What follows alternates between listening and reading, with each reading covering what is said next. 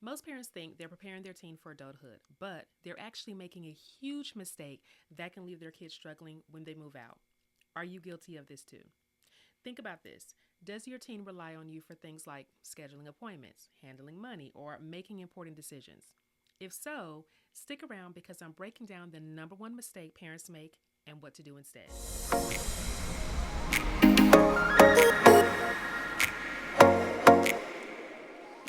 Hey, and welcome to Design My Story. If you're new here, I'm Lakeisha, a mom of five and the author of The First Time Adult. I teach parents how to prepare their teens for adulthood with real world life skills, practical strategies, and no fluff advice. Let's get into the lesson.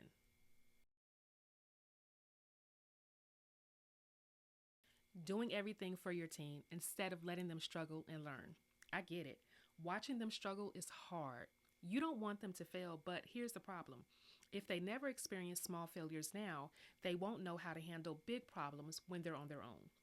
As a parent, I want to make sure my kids have a smooth transition into adulthood. So, with my oldest daughter, I created what I call a parachute package. I took care of all her first apartment, car, etc. My mindset was I struggled when I left home at 17, and I don't want that for my kids. So, I got my daughter into her first apartment, paid the application fee, security deposit, first month's rent, utility deposits, all the things. Made sure the kitchen was fully stocked with food and her place was furnished.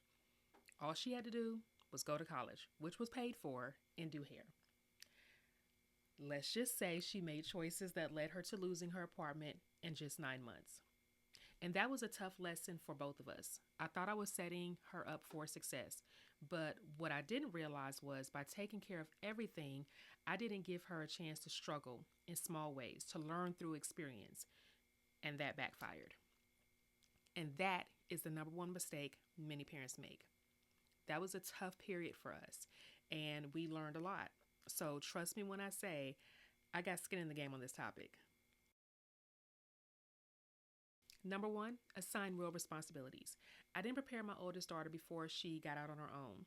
She wasn't ready. So now, as a parent, I've learned to assign each of my kids real responsibilities, something they have ownership of, so that when they transition into independent living, they'll know what to do. What this looks like is starting small and building over time. It's not about perfection, it's about practice. If your teen has never been responsible for anything, don't expect them to suddenly manage an entire budget. Instead, start with things like scheduling their own appointments, teaching them to actually make the phone call, setting reminders, and following up. Cooking one meal a week, learning meal prep, how to grocery shop, making a grocery list, and timing everything. Managing a small bill, this is a big one, like their phone bill, a Netflix bill, or even gas money. By gradually increasing responsibility, they get used to managing real life tasks before they move out. Number two, use the training wheels method. Sometimes, as parents, we want to jump in and fix everything for our kids, but instead, we should let them lead while we guide from the side. Think about when you taught your child how to ride a bike. At first, they have training wheels, but eventually, you take them off. So, for example, when my 18-year-old got her first job, I didn't do the applications for her. She had to search for the jobs, apply, and go through the interview process herself. I only stepped in when she had specific questions like filling out the tax forms or navigating direct deposit. And the result of that was that by the time she got to her second job, because she's on the first job for a while, she didn't need my help at all. So for you, if your teen is facing something new, whether it's making an appointment, finding a job, or managing money, let them try first. And if they struggle, that's when you step in and offer guidance, not solutions.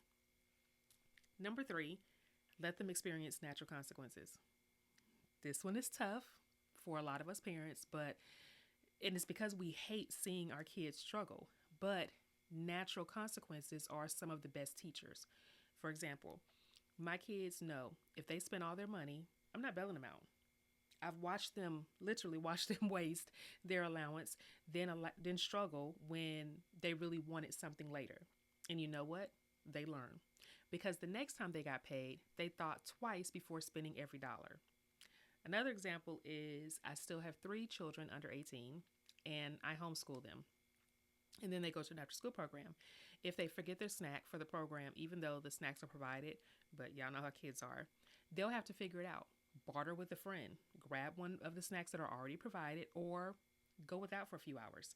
It's uncomfortable, but that discomfort teaches them responsibility. So for you, think about a time when your teen messed up. Did you rush in to fix it? What would have happened if they had to deal with natural consequences instead? So remember, if you want to prepare, make sure that your teen is truly prepared for adulthood, they need real life practice. This means giving them responsibilities early on, letting them try things on their own before stepping in, and allowing them to experience natural consequences. It's hard to watch them struggle. I know, but trust me, it's even harder watching them struggle as adults because they weren't prepared. So, what's one responsibility you can start giving your teen today? Let me know in the comments. If you found this lesson helpful, don't forget to hit like and subscribe for more. Also, I've got something for you. I created the Teen Independence Checklist, which lays out step by step what responsibilities your teen should take on by age so they're truly prepared for adulthood. So be sure to click the link in the description to grab it and start using it today. Thank you for watching, and don't forget to design your story now, design your day for greatness, and have a great day on purpose. I'll see you in the next video.